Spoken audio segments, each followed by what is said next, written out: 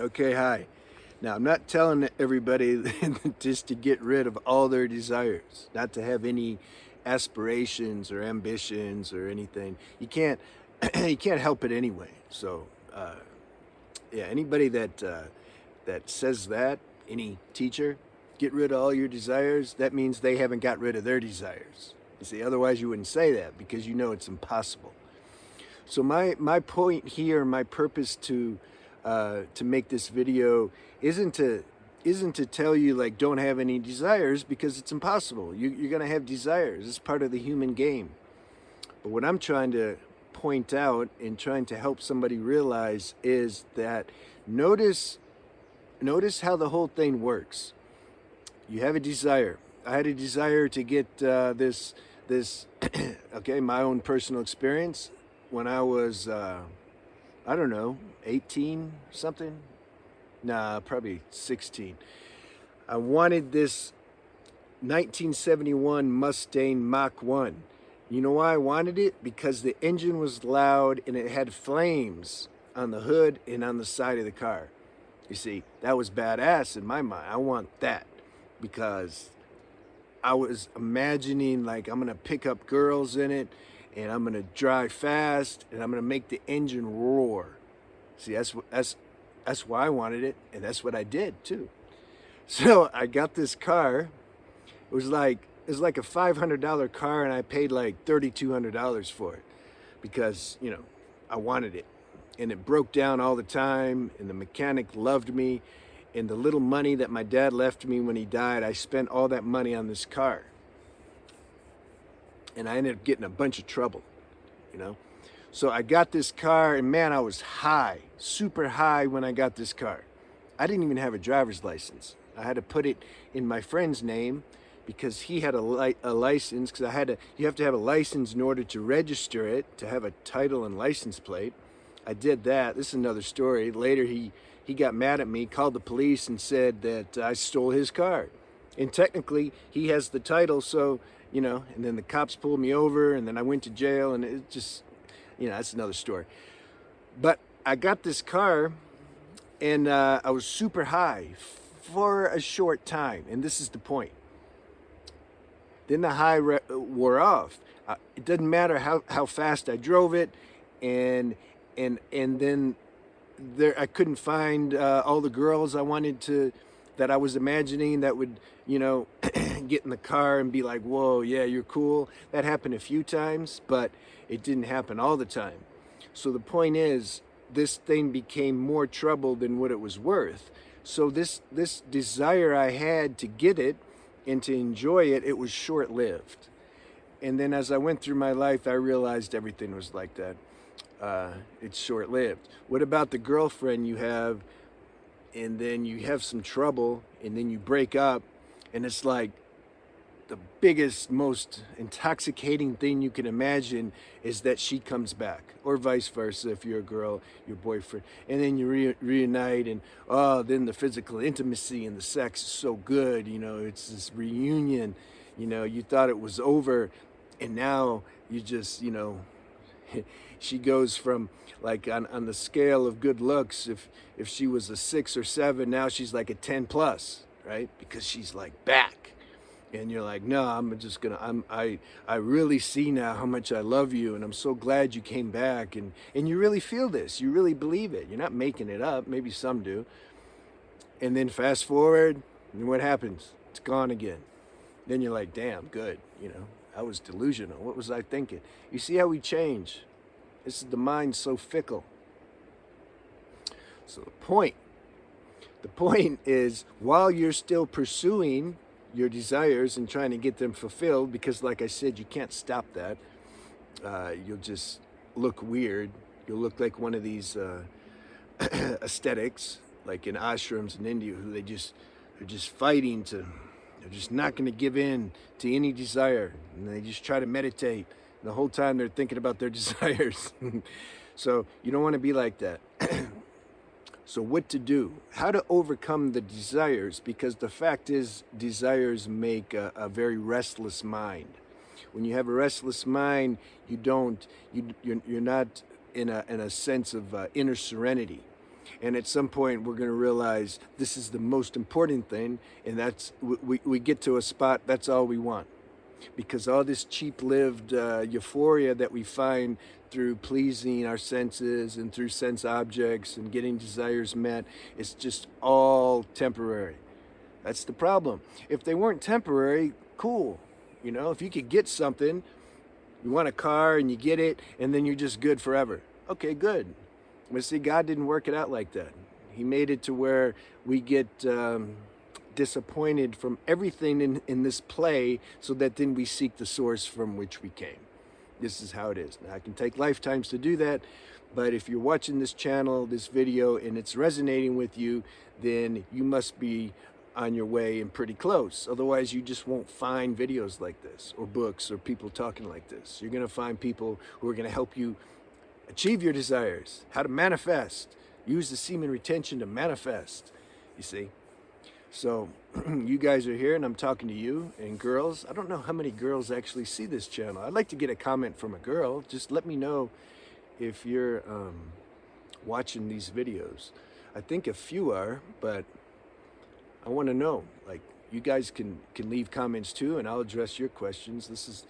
I like balance, male and female. What to do? You have desires. You know that it makes your mind restless, yet your big desire, your main desire, is for peace and stability, but you have these desires rolling around that you just can't help. I want a girlfriend. I want money. I want to get out of this city I'm living in and go live in a nicer environment. These are higher level desires. I want to get out of this job I'm working. I don't like it. It's making me mentally ill. I'm around mental patients all day. I don't want to be around them. I want to get out of that. That's another healthy desire. Those healthy desires will take care of themselves. When our inner passion is burning to become, you can say, pure, and we really want to know who we are and get rid of all the crud that don't belong here, when that's really our main desire, universe is going to help sort things out. Now, that might take a while. When I was selling cars, I really wanted to leave that crazy car lot, but it took a few years for things to adjust and move. This dimension's very slow. It's run by the law of time, so things are slow moving. It's not like in a higher world. You think of a mango, you can manifest it. You know, it's not like this here. You got to grow it, and you got to wait for it and do all that. It's the same with our lives. But hold to your faith that auspiciousness will manifest for you if your heart's right, if your desire is pure. And then forget about the time. Leave it to God, leave it to the universe, and you just keep going and doing what you need to do. Now, those are healthy desires that I was talking about. Let's think of some desires that maybe aren't so healthy, but yet the compulsion's really strong to do them.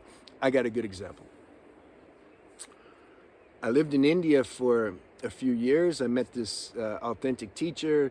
He taught me authentic yoga and meditation and lifestyle. And we used to walk on the Ganga together and just constantly talking. I had a notebook full of questions I would bring to him and ask him. You know, my mind was so busy, and he knew he knew that wasn't answering all those questions wasn't going to give me peace. But yet, the desire was so strong. I just wanted to know what the answers to these questions were, and so he satisfied that for a while. That's not the point I'm making, though. So I was in India for a while. I really learned what a spiritual practice was and a spiritual lifestyle, meaning there's continuity in my life. I knew, you know, to eat good, to have good company, to be in a good environment, to have a spiritual practice, to preserve your semen. See, I had all that, all those ingredients to the recipe of serenity. It just takes a while. But I had desire still. I was in my 20s, and I still had this desire for female attention and to experience the female in an intimate way, etc. I also had some freaky fantasies, you know, but not too many. Not because I felt like they were bad or something. I just didn't have them, you know. I'm gonna make a video too on on I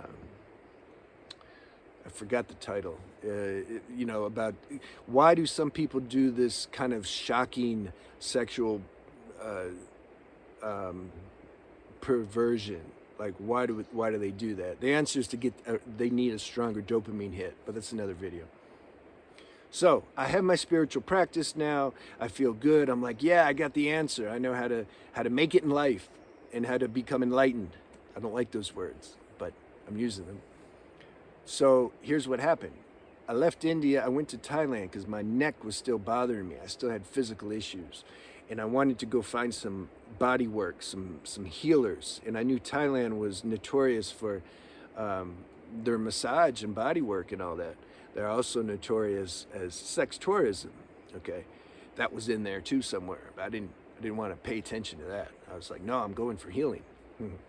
So then I go to Phuket, and I'm living there now. I lived there for some years. I'm in Ecuador now. It's better. It's less sense stimulation here. So one night, this happened for a few nights, but one night I got sick of it. Okay, and what would happen is I would do my daily meditation practice in the morning and the evening, and then in the evening, I'm doing my thing, and these thoughts and desires kept coming. I wanted to experience the soapy massage. You see, that's a massage that Thailand's famous for, where you lay down naked, the girl's naked, she puts soap all over both of your bodies, and then she rubs her body on yours and gives you a massage that way. So I couldn't meditate effectively because these desires I just wanted to experience it, and I knew it was nonsense. Like, I knew it's not like I was going to get the massage and be like, yeah, I'm going to do this every day. This is going to be so great. I knew it was stupid. That's why I didn't even go do it for a while. But then the damn thought wouldn't leave me alone. So one night I was like, I'm just going to go because I just can't. I'm sick of this. It wouldn't leave me alone, and I couldn't just wish it or will it away or meditate it away. So I got on my motorcycle, I drove to this soapy massage parlor, I got the massage, I felt weird. Okay, how to transcend desires. This is a paradoxical way. You got to be conscious of what you're doing. Be super conscious when you're doing something, particularly be conscious as much as you can all the time anyway. But particularly when you're doing something that you know is just kind of silly and stupid and you don't need to do it and it has a low vibration. So this is what I applied when I got the soapy massage. I was being very attentive during the whole process. I was looking at her face. I was seeing, does she like this? No, it's just a job for her. She enjoys a little conversation, but really it's not like there's any real, true intimacy, authenticity there. And then I was feeling as she was doing the massage, I'm like, is this really like what it's, is this so much fun? Is this worth doing again? No, even though I had to do it again. So you see what I mean? You be really conscious when you're doing these things and you taste the so-called the poison and the low vibration of it. This is really the way to be free of anything that we're doing that we don't want to do. There's two ways. See, the way I just described, this is the way of, you can say, Tantra. Tantra is not just about sex. That's one small aspect of Tantra. Tantra is about being conscious of what you're doing. Do whatever you want to do, but be conscious of it. Because then in time, if that doesn't match with your inner being, you're going to stop doing it. Because the consciousness of being conscious, you just can't continue to do something low vibrational or unconscious if you're conscious. You see? So that's Tantra's way. Then you have the aesthetic way. That's not my way. The aesthetic way is, no, you master your senses by not indulging in them. And if they're really strong, then you basically, you go on a fast.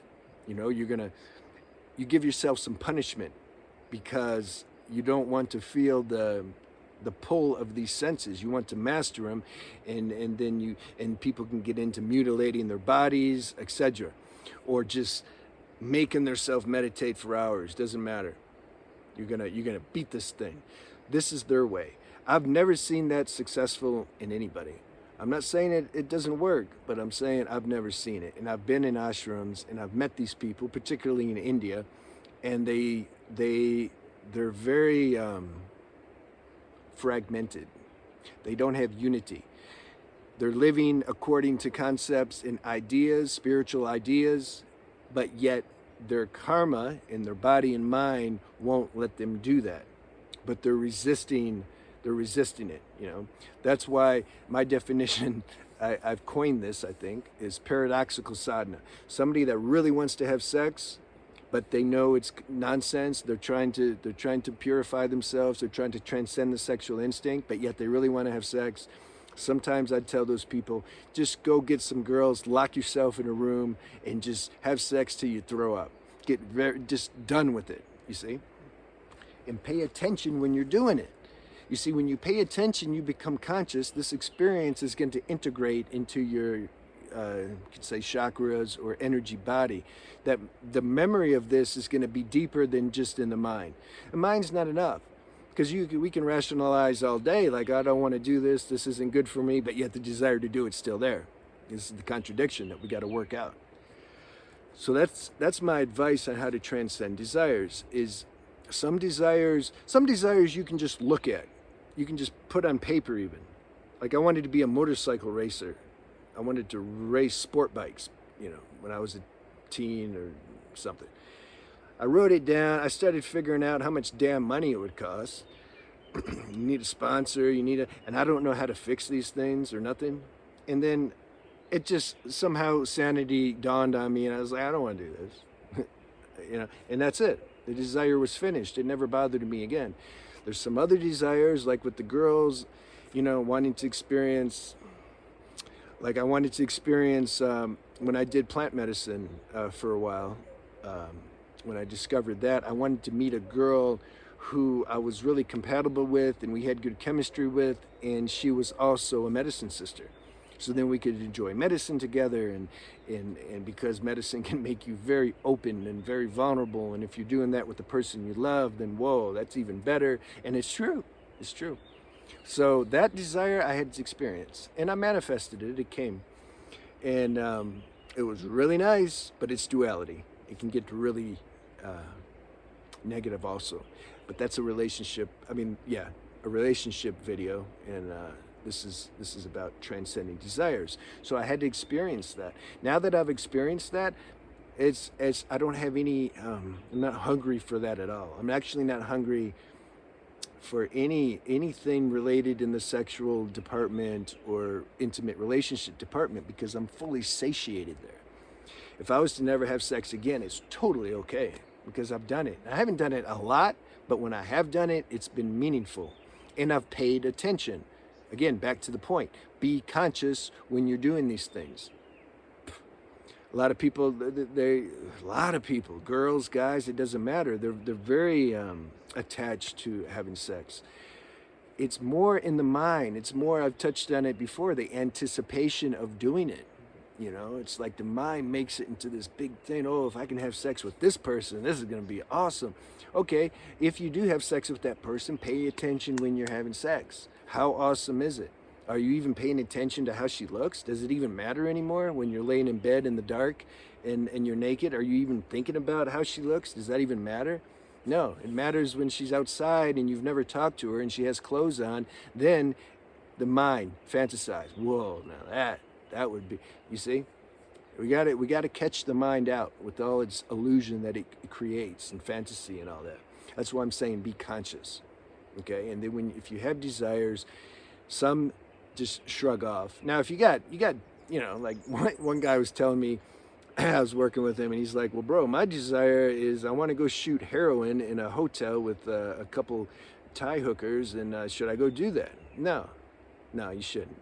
Okay, because, you know, Thailand will kill you, you know, over things like that. So, you know, you gotta have some common sense. Okay, certain things that are dangerous to you or somebody else, but see, you're not gonna do those anyway. Just look at them. You should have enough sanity to know not to do that. But other desires, you know, like the soapy massage or attracting a certain girl type or something, or getting a car, or you know, having this job that you want, etc. Even though you know, but this is the question, do you really know? Do you really know that those things aren't going to satisfy you eternally? This is important. You got to see, this is what I'm sharing is for people that already know that somewhere. You got to know that somewhere. And then this advice, this practice I'm giving you to be conscious during it is going to help you, and it's going to accelerate things. Your main goal has to be to transcend this stuff. If that's not yet ripe in you, if you really are like, no, man, getting my life together and if I get all my ambitions and desires met, I'm going to be happy. If that's your belief and you have conviction about that belief, yeah, you got to do that. I don't think you'd be watching this video though. So I'm talking to those that already have an inner inkling, intuition that doing these things aren't really gonna satisfy you. So you want to transcend them, but yet you just feel pulled into them. What do I do? So that's what you do. If they're you experience them at the same time as you're working towards fulfilling them. Continue with your spiritual practice, your semen retention, and just be conscious. And you might find at some point you call it off. You want to buy a Ferrari or something, and you're almost there with your money, and you're ready to get it, and then somehow maybe something will say, well, wait a minute though. I don't think that's necessary. All these fantasies I had around it about looking cool and getting a girl and going fast, somehow that energy's not alive anymore. And so you don't get it. You save your money. There's been more than a few people I met who have went to medical school with the intention to be a doctor, and some have quit a year before they were going to get their medical badge. And others have quit once they became a doctor or worked maybe a few months and just felt, I don't want to do this anymore. That's important. You got to honor yourself. You got to honor yourself. Don't waste your life. We're not here that long, okay? Once you realize something and your intuition's telling you to go higher or to let this thing go that you're involved in so that you can go higher, let it go and go get higher. Because you're gonna really wish you did that when you leave this body, because then you're gonna reflect on everything. Okay, so do it now, and then you'll be happy. You'll reflect on everything and be like, yeah, I did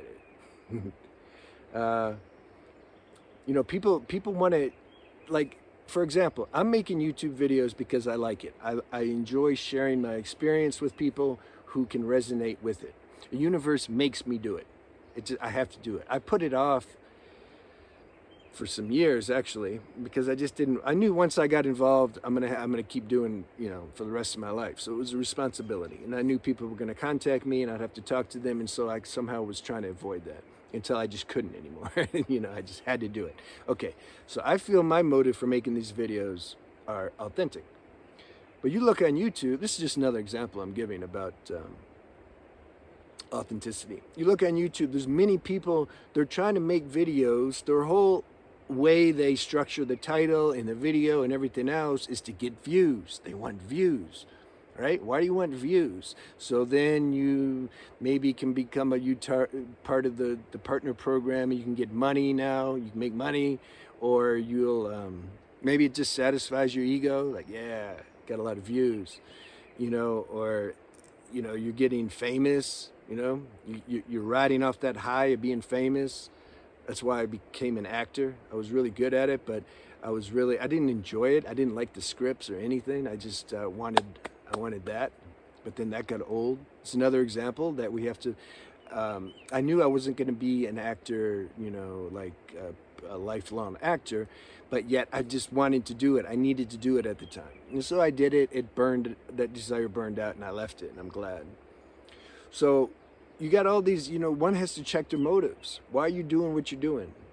Is it really authentic? Is it the universe that's moving you to do this? Is it the life force that's like heading in that direction? And then you're like, oh, okay. And then you like jump into the, what did Papa G say? Somebody asked, how do you know what you're going to do every day? He says, I don't know. I see my shoes moving and then I go jump in them. What he's saying is this. He follows the dictates of this life energy flow. He's not thinking with his mind. He's not, he doesn't have desires. He follows the universal rhythm. When you do that, you'll be happy. And so it's hard to do that when we still have desires. And that's why I'm making this video, is for those who want to transcend their desires. When you don't have desires anymore, then you're in flow. You're in flow. You just move according to how the universe dictates, and then you're going to be happy. I'm going to make a video on something like the benefits of an empty mind, I think. Good. Hope you enjoyed that. 25 minutes long. I guess there was a lot to say. Yeah, talk to you soon.